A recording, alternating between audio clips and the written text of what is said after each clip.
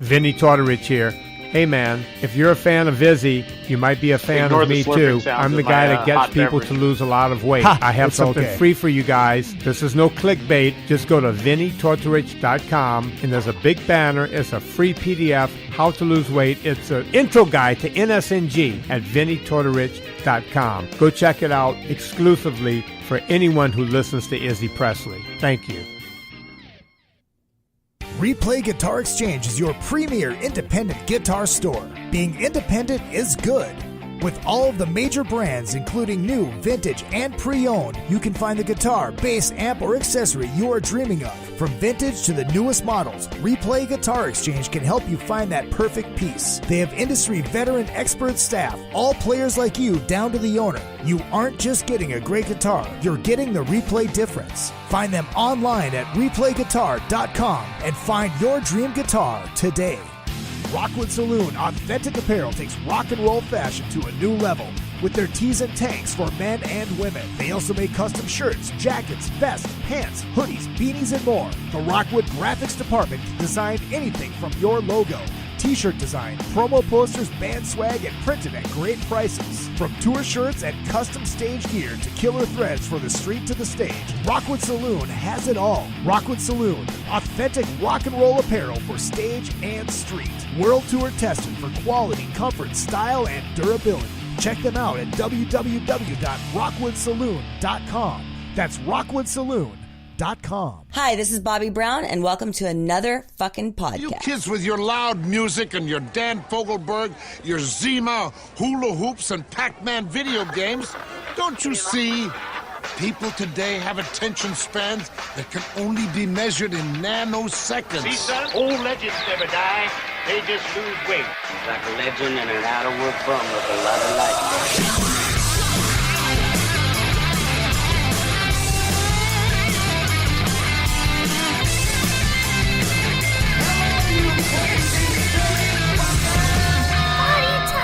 Yes, it is party time. Hello, Hollywood. Hello, world. And hello, my loyal minions. It is good to see you, and it's always good to be seen. My name is Izzy Presley, and welcome to another special Thursday edition of another fucking podcast. Of course, last Thursday, I was sitting in studio with Joel Hoekstra from Whitesnake, and we were kind of distracted by Game 5 of the Stanley Cup Final when Washington went on to win it. Good night. Good for the Caps. We're going to talk a little hockey with Mr. Bieler coming up in just a little bit. Make sure you do hit up all of the social media. Izzy, it's actually all new now. Real Izzy Presley all the way across the board. Twitter machine, Instagram, Facebook. Just go follow it all. Find out everything I am doing on the show. Find out everything I am doing entertainment-wise. Like on the 27th, we have our monthly edition of Soundcheck Live at Lucky Strike Live.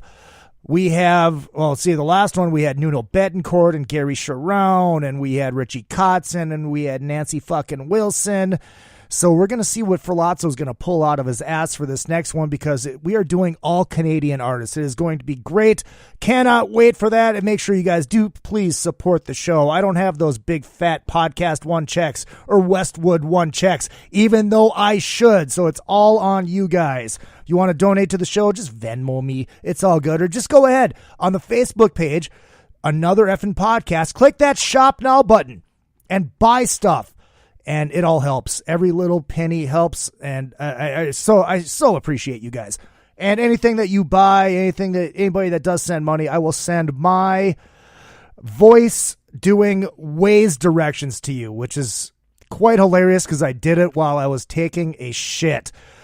Well, this week I am welcoming on a man who is sounds like he's chewing on ice right now.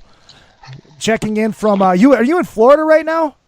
No, I am in the piney hinterland of North Carolina. Oh, that's right. You moved. You used to be a Florida guy, right? Yeah, and then the witness protection program and all kind of relocated me to this lovely area. Well, that explains the neck beard. Yes, it does. Yeah, there you go. Jason Bieler, of course, famous from Saigon Kick, and how long have you been doing these solo acoustic things? For like the last year or so. I just decided to kind of, like I always say, it's a coward's way of getting into stand-up comedy because because people are there to hear the songs, and you can experiment. And when the jokes fail, you can go back to songs. Well, that's a good way to look at it, because I don't have those songs when I do the stand-up. It's just my jokes failing. Well, there are those who may argue I don't have the songs either, so it's a train wreck on all. Was that a hard transition to you? I mean, because obviously you're used to doing the full band thing. No, I find myself delightful. So spending more time with me doing what I do is the gift that just keeps on giving.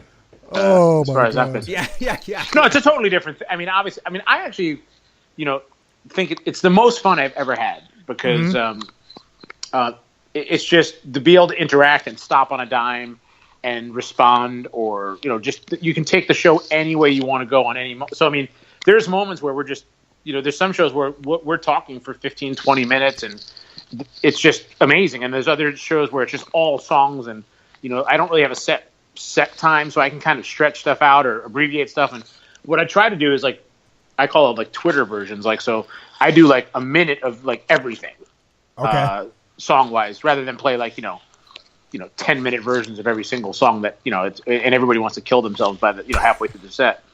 So it kind of it keeps moving, and it's a lot of fun, and it's just way more, I don't know, I think both for the crowd and for me, it's just a lot more engaging because it's all spontaneous.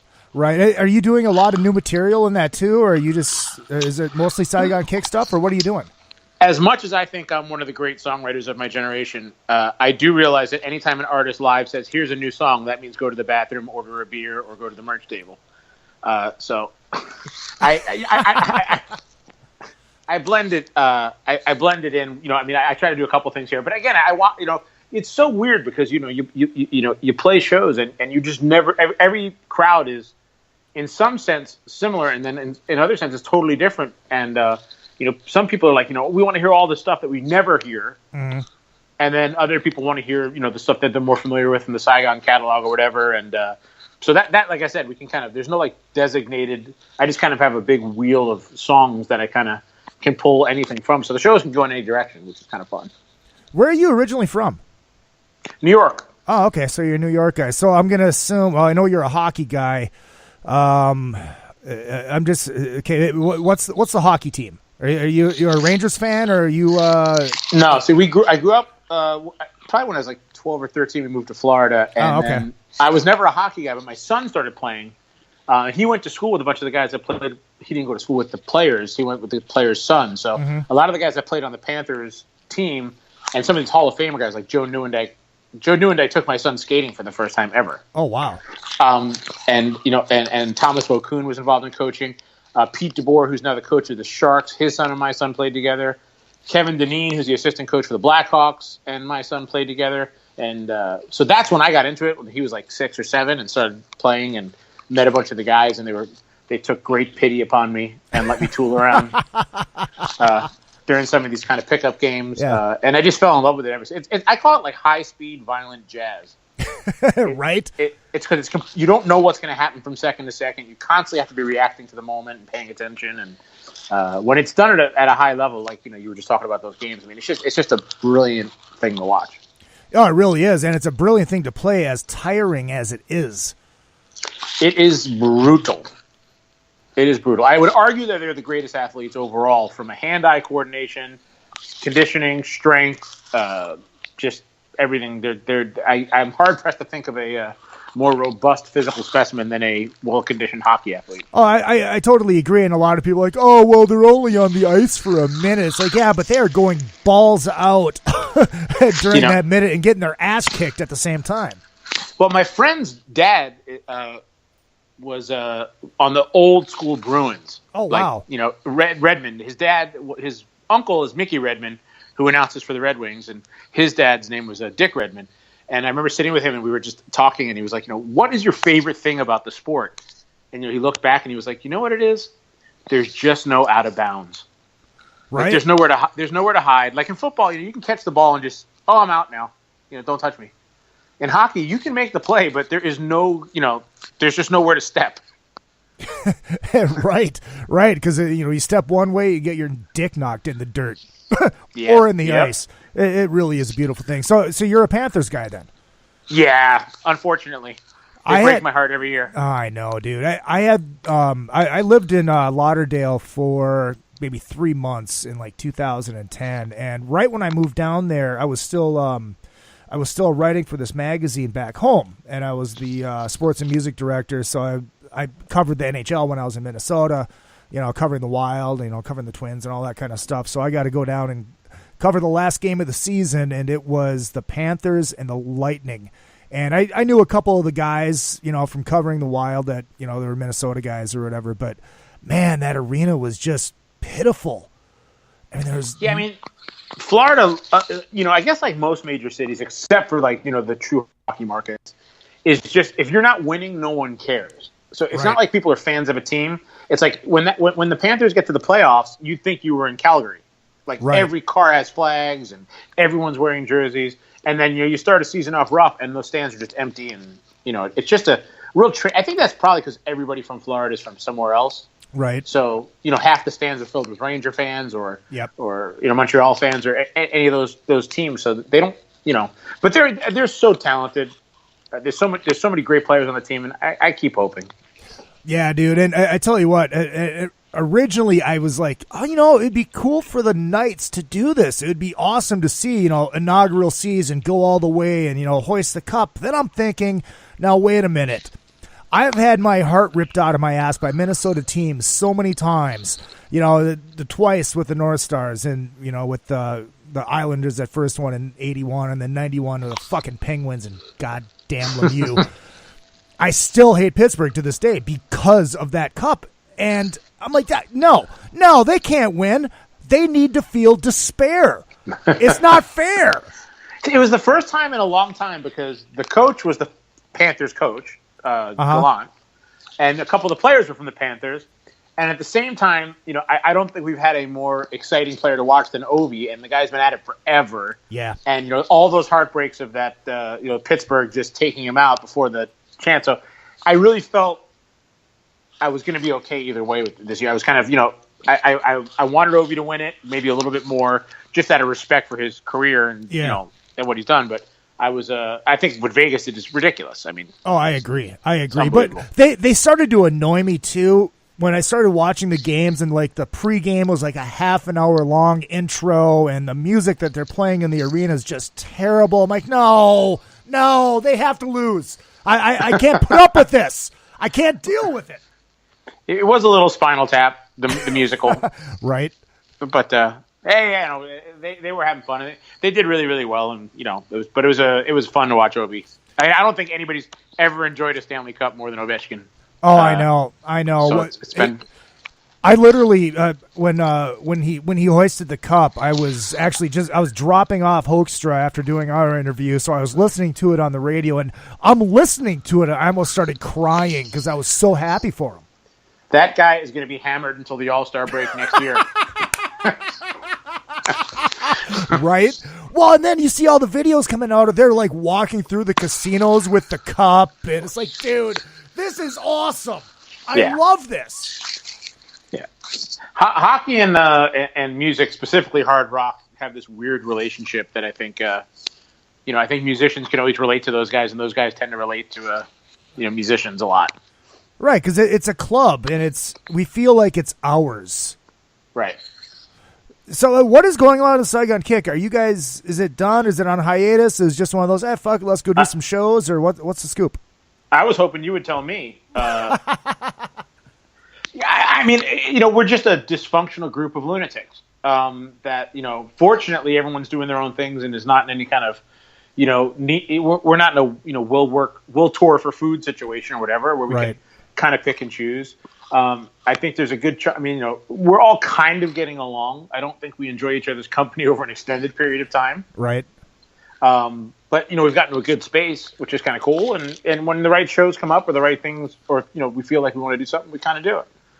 I have I think there's always the sense of the impending asteroid strike of just destruction and mayhem and and lawsuits and death and dismemberment are never that far away. Right. Well, isn't that part of the magic, though? Minus the magic, yeah. It's just a lot of.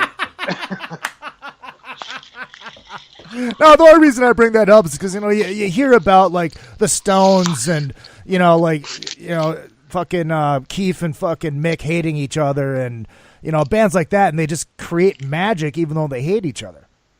Yeah, I mean, I think there's a great aspect of, anger and loathing create wonderful music.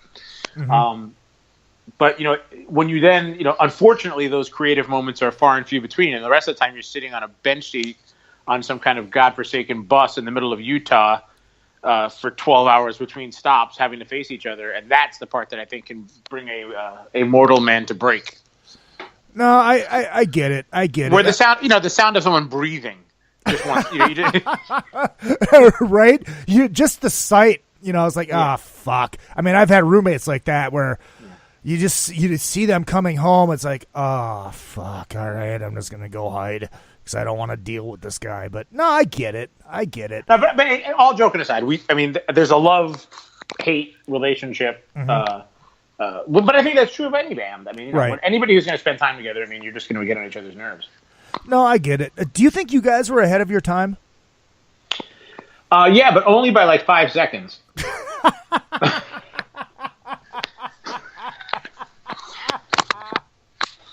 I just say this, like, that era, you guys didn't sound like anybody else. It's like you really had your own fucking thing going, Yeah, I think we got caught, and I'm glad we had what we had and we did what we did. And, the funny thing is, the band seems to make more sense to people now than it did at the time. Our first record, we toured with like the Ramones, and we did shows with Soundgarden, and we played with Cheap Trick, and we did all these kind of things, and it was a really kind of eclectic record. And now music's starting to change after that first record, and you can start to see like, the Seattle thing coming in. Yeah. And then we did a second record that ultimately was really not that unlike the first record in terms of diversity. We went to Mexico to shoot a video for a song with the guy who directed Gift, the documentary for Jane's Addiction. Mm-hmm. And while we were doing that, a radio station in Florida just started playing one of the ballads, and it just exploded. Mm-hmm. And it was kind of this bittersweet moment because we were all smart enough. All the hair metal bands, and not, I don't say that in a negative way. Right. I just mean all the hair metal bands despised Saigon Kick. We were never part of that club. Mm-hmm. And then at the same time, as the ballad struck, no one from the Seattle, the grunge movement would have anything to do with us. So we got kind of caught in this place, not unlike maybe a King's X or Extreme, where, you weren't really going to be embraced by either side of what was happening. Right. And I think that's more probably what happened to the band than anything else. I was really going to make that comparison with King's X because, you go to a King's X show, it's the same people you saw there last time, and 90% of the people that are there are musicians. Right. And they're great. They're great. Oh, yeah. Yeah. Well, you guys came on my radar. It was before Love Is on the Way hit, but there was, like, cover bands in Minneapolis, they were playing shit off the Lizard, and I'm like, who is this? And that was the thing. It's like, it wasn't in that classic quote-unquote hair metal mold, but it wasn't quite the Seattle stuff. It was like this weird combination of it all. Yeah, I think, we were blissfully ignorant to, being part of a trend. We didn't really do the demo thing. We weren't from LA or New York. We were in Florida. We developed our own thing where the band got pretty sizable, where we were drawing 1,000 to 2,000 people to our shows. We didn't have demo tape. We didn't have a 8x10. And we were just doing what we were doing. And I'm a fan of music, so I don't care what you do. To me, the real deal is the real deal. I don't care whether you're Shania Twain or John Coltrane. It's like, I like what I like. Mm-hmm. Barry Manilow and Meshuggah, all good to me. A good song's a good song. And right. I think we all kind of felt that way. So we just did whatever we wanted to do. And especially at that time, I think people were just like, no. You have to have songs about fast cars and hot chicks, or you have to have songs totally about, working in a factory and the despair of the working man. If you want to be, there was just no make music and do what you wanted to do. Mm-hmm. Strangely enough, I think now, especially with the young kids, they don't care. They'll listen to Rihanna, to Gojira, to, to AC/DC to Metallica. They don't. A good song is a good song now. So it's kind of funny that I think now those times have kind of completely flipped, where people. I mean, maybe because it doesn't mean as much. I mean, I remember when I was growing up. I mean, you get in a fight over, like literally a fight over Ace Frehley and Eddie Van Halen. I know it was that important, and so I don't think it has that level of cultural importance anymore. But people don't have that genre kind of blinders. I mean, you were kind of culturally identified by the music you listened to. You were either a new age kid or a metalhead or a punk or whatever, and that was all you were. That's who you hung out with. That's what you talked about. And now I think it's in many ways it's great, and in many ways it sucks. Yeah, it's growing up, it's especially after I started driving, all the metalheads had the had the late model or the old beefed up muscle cars, and the new age kids, they didn't drive those and had short hair. Right. Yeah, it was part of the culture, And somehow I always wound up at the lunch table by myself looking at all those groups. We have a lot in common. I was able to culturally observe the movement from an unbiased perspective of my perch alone. When you guys were kind of developing as a band, one thing that I always loved about Saigon Kick is, vocal, you guys were very, very sonic. Was that something that you wanted to do, or is that just kind of something that happened? I think, we were all massive fans of, Queen and the Beatles and those Melody and ELO and you can go on and on of those bands that just layered that kind of cool stuff. So that was a sonic thing that I almost think like the band that kind of changed it all for me was I was never like the good looking hot rocker with spandex. So in our local scene, like I literally couldn't get in a band at that time. And I remember going to see Jane's Addiction open up for Iggy Pop, and this is probably on their first EP or something like that. So no one really knew who they were. Mm-hmm. And that was the first time I saw a band that was heavy and kind of psychedelic, but not silly. Right. There was a scariness to them, but not in the death metal one. There was an edge. There was a unpredictability, and it went from like these weird ambient things to the heavier stuff, and that's where the light bulb went off for me. Like well, maybe I can incorporate all these like melodic things that I really love, and at the same time be aggressive, and at the same time that's kind of where I think the spark came to, like, hey, we can do whatever we want to do. We don't have to just go down, that one road and, revving my engine for the hot chick kind of, songs. Not that there's anything wrong with that. Right. It's been done a billion times and better than I'm ever going to do it. Right. Was it weird? What was it like touring with the Ramones? It was obviously it was in a weird point in their career where I don't think they were at the. But still, it was amazing. We did 3 shows with them, and we played in Baltimore, and we played up in Connecticut, Toad's Place, and these really cool venues. And my first thought was like, my God, I hope we don't get killed. Like, because it's like one of those things where you open up for a band like that, ACD, any of those bands. It's just like those people are there for one thing and one thing only, and I respect that and I get it. So like, the last thing is like, hey. By the way, before the Ramones come out, here comes this band from Florida that you have no idea what they're doing, and they're not a punk band. Enjoy yourselves. So, like, I was just thinking, that was obviously going across our mind. But, we put our head down literally and just kind of went at them, and it was fun. And then I remember, those guys were really nice and really cool, and as talkative as the Ramones would be at the time. Joey was still singing. It was amazing. You look back at that, and you're just like, that's a really cool thing to have done. Yeah, the thing that I kind of did dig about like the early 90s and like that era when you guys really exploded, it's like you had bands like Life, Sex, and Death and we did some shows with them too. Oh really? Yeah. Fucking, I love those guys. That was brilliant. Alex is still a buddy of mine. Yeah, I was actually just at his birthday party on Tuesday night, and my liver is still mad at me. Fuck, those were great. For those kind of bands, I think it was a cool. When I look back at our touring history, who's played with Rat, Ozzy, the Ramones, and Soundgarden? We and Cheap Trick. Right. So it's a pretty diverse roster of things we got to do and play with, and I wouldn't have changed that up for anything. Well, of course not. You get tour with all these fucking iconic bands. Yeah, but I mean, it's just cool that we were. I mean, obviously, it's a blessing to even be able to share a stage with those bands, but also cool. I think it's a testament to the kind of catalog of music we had that we didn't fit so well that we almost fit anywhere. Like we were going to piss off a good chunk of the crowd no matter who we played with. And you still do. No, I'm kidding. Exactly. To this very day. Was it kind of a culture shock for you after building up so big down in Florida, then going to places where people had no idea who the fuck you were?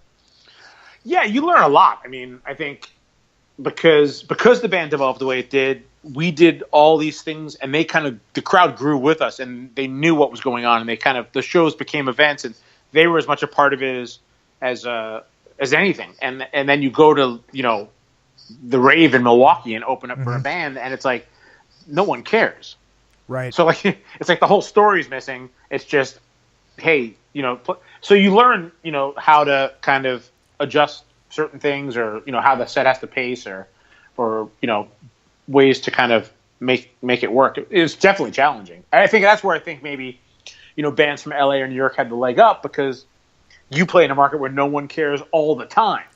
True. It's true. So you adjust your show to that, and you become really adept at going into a cold market and succeeding. Did you ever have any weird experiences at the rave? I heard that place is haunted. We were too busy trying to kill each other, probably. That all the screaming and haunting things were happening, emanating from our bus or our room itself. So I didn't have any experiences there, though. That's weird. It's weird. Ghost stories intrigue me. That's why I had to go there. Yeah, it's funny. Someone just asked me to be on one of those TV shows that they're doing, like a kind of like a Ghost Hunters and Ghost Adventures, and I'll be first to say I think it's all nonsense, completely ridiculous. Don't believe in it. But on the flip side, I do not want to be screaming like a little whiny bitch in the middle of a TV show when I get the shit scared out of me. So I was really torn. Like as much as I can rationalize when we're sitting here talking, I don't need to be like in a graveyard at 3 a.m. pissing myself. Right. Well, see, those Ghost Hunter shows, I don't really get into those, but like the celebrity ghost stories and the haunting of that shit intrigues the hell out of me. Yeah. Have you watched those shows? I've watched a few of them, and I mean, I've stayed in a lot of really great hotels that have these things, reportedly have gone on. Even the Sunset Marquis, I always stay there, and that place was a legendary old Hollywood hotel back in the day, and the Hotel Monteleone in New Orleans, and all these, But me, I'm so concerned with like the restaurant that right.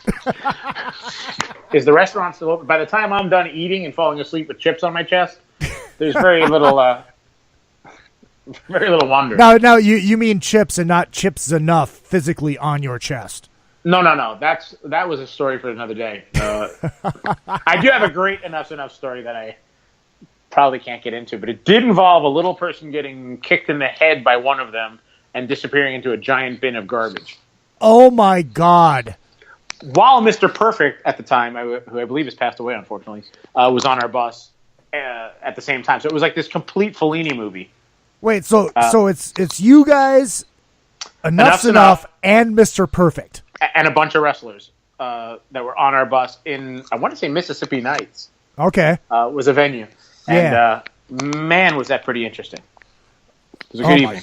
Oh my God. Hey, just hold that thought, because we're going to go into this in a second. I just want to take a short little break, make some sponsors happy, like Bieler Amplification, Balls Out Rock and Roll Tone. These things are on sale for this month. Save $700 on this beater head. This thing is amazing. I thought it sounded good, then Joel came over and tweaked it and made it sound even goddamn better. So we'll be back in 2 minutes and 2 seconds with more Jason Bieler on another fucking podcast.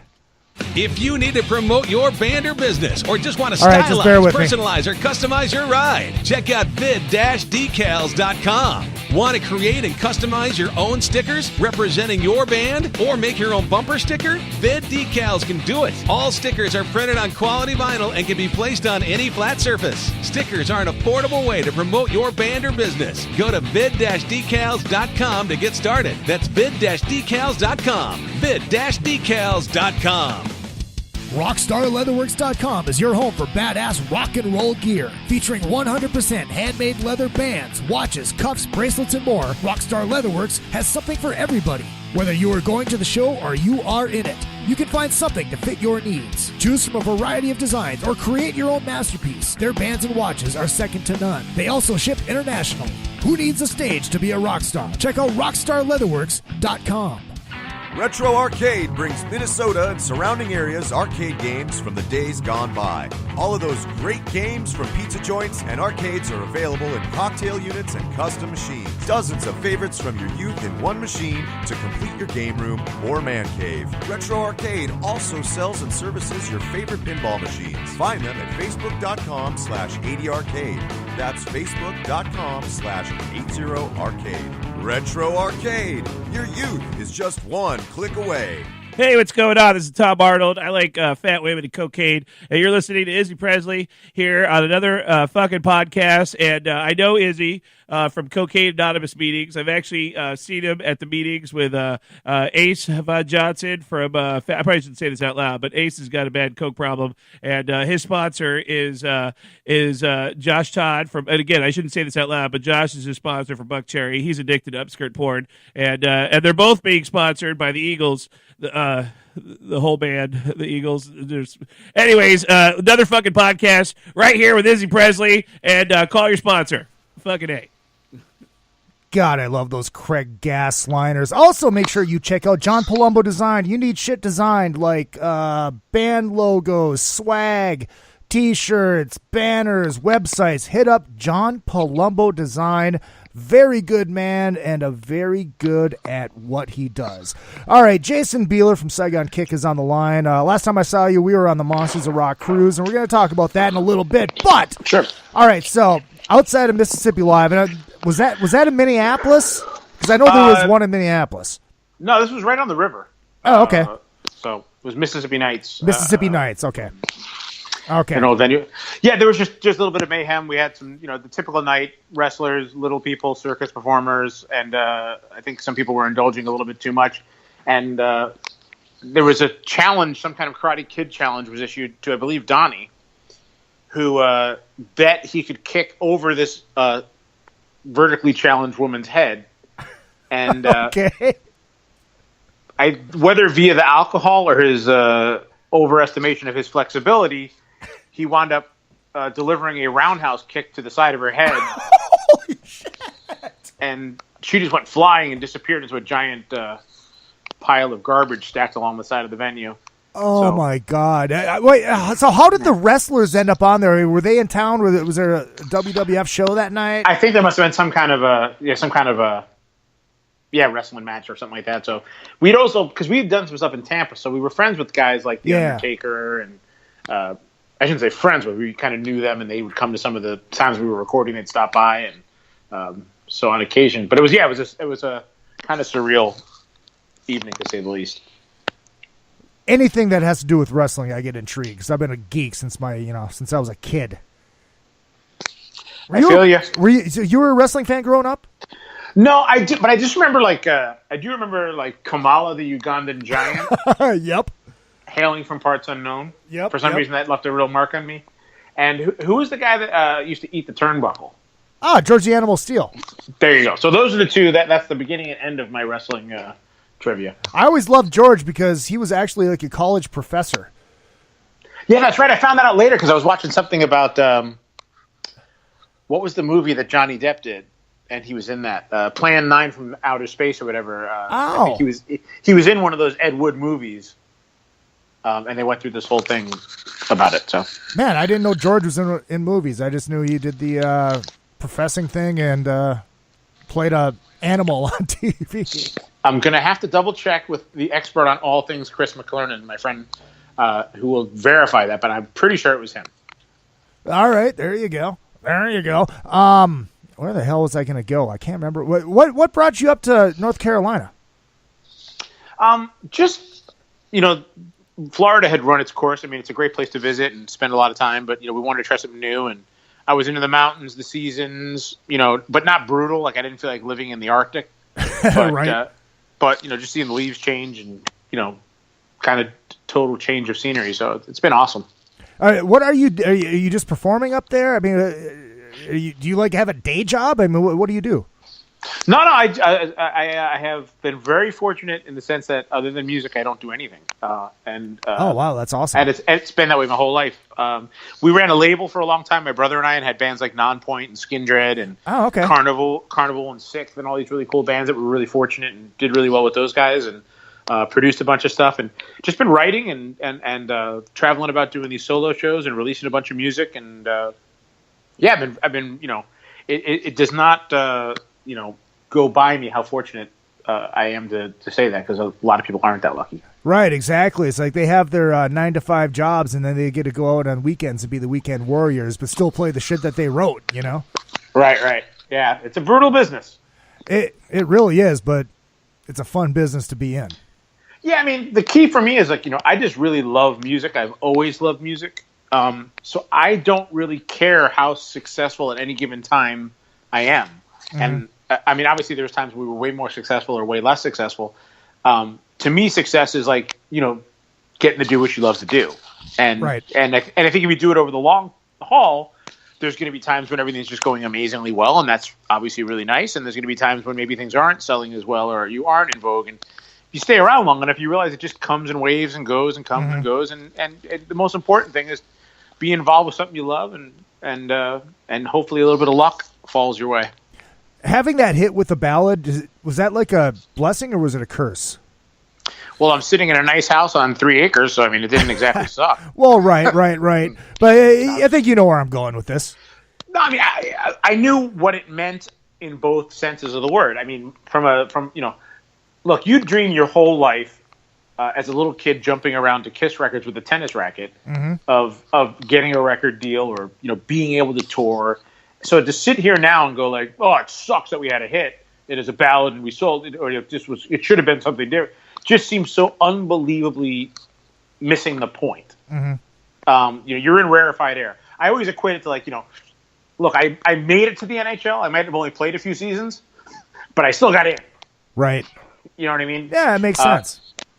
So I'm thankful for all it did, and the fact that I can walk into any CVS day or night and buy an ointment, and odds are hear one of my tracks. Right. I mean, that's a great day. I won't tell you what type of ointment. But I'm just saying.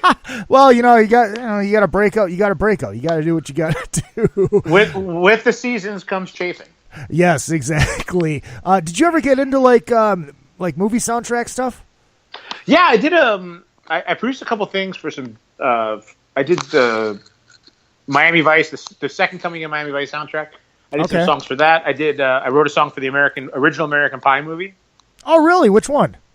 It's called Super Down, and I have a gold record for that. Me and Pat Badger from Extreme. Oh wow! I did not know that. Yeah, I just had Thomas Nicholas on the show a few months back. It was fun to hear those stories. Yeah, I mean, so that was awesome. We did I did some stuff for some Disney movies. Sky High movie we did a song for, and so I've been fortunate enough to kind of stay involved. Dude, there's nothing wrong with that, man. I commend that. No, I mean the key word is when's the neck beard going away? Is that there for life? I've spun it now, so it's on the back of my neck, which I think is going to be a really big trend. Dude, that's fucking hilarious. You have shows coming up that you need to pimp at all? Yeah, I'm playing in DC in about 2 weeks. I'm playing in New York, Boston. I should know my dates. I don't pay attention to what I do, which explains a lot of my life. But I'm coming back to LA in October. Yeah. The funny thing is, there's no real intention of. I really am doing this because I really love doing it. It's fun to play, and but since I stopped trying, I can't. The shows just keep coming up, and opportunities keep coming up, and people seem really into it. So it's kind of been a lot of fun. Well, when we get out here in LA, I got to get you in studio. We'll do a little summit, so I'll get like 2 or 3 other guys in studio. We'll just shoot the shit for like an hour and a half. Yeah, man, for sure. And I can't thank you enough for having me on in the first place. Dude, it's a pleasure. It's something I've been wanting to do for a long time, but now I'm able to. So it's like, fuck it, man. Let's do this. Absolutely. When are you coming back on the Monsters Cruise? I have some photos of Larry Moran that I'm holding that I don't want to get into exactly what kind of things he may be doing or with what type of creatures he may be doing it with, but he better do the right thing. No, I love it, man. What a great time, and this year's lineup's going to be sick. And hopefully sooner rather than later. I mean, I was so surprised because Larry was calling me like, dude, you got to do this cruise, and I was like, Larry, I love you, but there's no way you are putting me on a cruise ship where I'm going to be in this, what I just perceived mentally to be this hellacious situation. And finally, he broke me down, and we went on it. And it is truly one of the greatest times for both fans and bands I agree. that you can have. It's just, from top to bottom, it's amazingly well run. And I couldn't speak highly enough of it or recommend it higher to anybody who's interested. Well, I was just giddy because I got a jam with you last year. Yeah, thanks for having me. And that's let me just tell you something. My entire career has been filled with people saying, "Hey, let's jam," and I never played in a cover band, so I know like nothing. Never. I really knew. I know not, even like Cheap Trick, when we toured with Cheap Trick, they'd be like, come up and play a song. And it was like horrifying to me. It's like the worst possible thing because I don't know like Whipping Post or whatever they wanted to jam that particular night. So I just never jammed. So like the woodshedding you made me go through. Hey, at least it was a Kiss song. Absolutely. So I did know that, but that was so it was a lot of fun. Did you have more fun on there as a solo acoustic guy than you did with the band? Both are fun. I mean, the people are so good. The people are so awesome, and I joke around about the band. Obviously, I mean, right? We do get along. Everybody had a great time. I mean, from Matt, and I think actually this year Phil's going to be doing it with Bullet Boys. That's right. Yeah, because he just joined. Yeah. So he'll be on the cruise this year, and he wasn't on the first 2 that we did, but I know he's really looking forward to it, and that'll be great. Well, that's cool, man. People want to find you on social media. Where do they got to go? I am Jason Bieler on Instagram and Twitter, and Jason Bieler Music on Facebook. So come join in on the shenanigans. Jason, dude, thank you again for doing this. I know it was like last minute, but so. Dude, the best things in life happen last minute. Exactly. Anytime you have something to fucking pimp, man, just say the word. Absolutely, dude. Thanks so much, and keep on doing what you're doing. All right, man. Take care, man. We'll talk soon. Take care, buddy. Bye. Bye-bye. Jason Bieler, Saigon Kick. Such a fun interview. Funny guy. We'll see you guys next week. Maybe Earl Skakel will be on the show from I'm Dying Up Here. He was on when we did the last live show with Rick Fox over at the Other Door. But we didn't really get into him because we were just talking about Kiss the whole time. So we'll get him in and get his story. It's going to be a good one. Cannot wait for that. I think that'll be happening next week. Like I said, I don't know what days these things are happening, just as long as they happen and I can get a show out every single week for you guys. It's a lot of fun. I do love you guys. So I'm going to make like a tree and get out of here. Cue my outro music. Make sure you hit up A&P Productions Laser Engraving Division. That's aplasers.com. Father's Day is on Sunday, so make sure you buy your dad something engraved. Or just hit up aplasers.com. They're good people. They do everything so amazing. If you're in Minnesota, you want your sidearm fucking done, they can laser engrave your sidearm. Thank you guys, everybody, for listening. We'll see you next week. Don't forget, Real Izzy Presley on Facebook, Twitter, and Instagram. Find out how much Astroglide I go through. Check the levels on that. So, anyways, we'll talk to you guys soon. I do love you all. And in the words of the great Pat Fontaine, Jeff Jacobus, go fuck yourself.